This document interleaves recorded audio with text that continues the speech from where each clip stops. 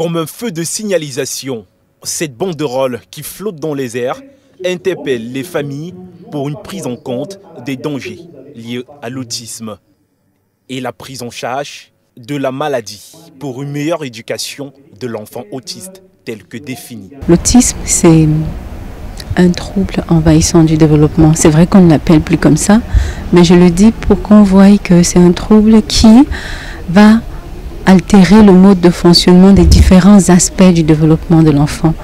Donc parmi ces aspects, on a la qualité de la communication, langage expressif ou réceptif, la qualité des interactions sociales avec tendance d'isolement.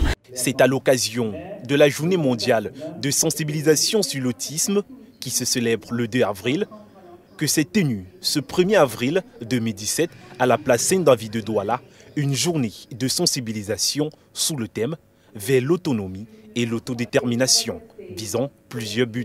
Elle est choisie chaque année par l'Organisation des Nations Unies. Et comme je le dis toujours, je ne suis pas spécialiste, mais dans l'autonomie des enfants autistes, on retrouve l'éducation. L'éducation qui est un chemin de bataille sur lequel nous essayons de nous acharner chaque jour, parce que sans éducation, un enfant autiste ne peut pas être autonome. Donc c'est la clé de tout en fait.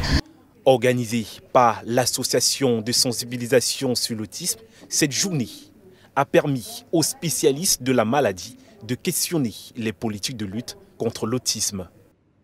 Les centres ou même les professionnels qui connaissent le trouble et qui peuvent prendre en charge ne sont pas assez nombreux. Parce que dans une ville, on reçoit des gens qui viennent du nord-ouest de Kribi. À Kribi, il n'y a pas quelque chose que je connaisse où le parent puisse inscrire ou confier son enfant, même en matière de professionnel. C'est un peu rare. Pour la journée mondiale de sensibilisation sur l'autisme, l'association prévoit plusieurs activités. On va commencer par une marche, on va commencer par le rassemblement au boulevard Besseke, l'esplanade du défilé, là en face de l'Atrium, à 6 h pour faire les échauffements. Ensuite, on aura des points d'arrêt. Comme le premier point d'arrêt collège de la salle, les étirements, pause avec et des rafraîchissements. La deuxième pause, ce sera à Somatel, juste à côté de l'église, ensuite à la place du gouverneur. Et en quelques mots, elle affirme que l'autisme est juste une façon d'exister.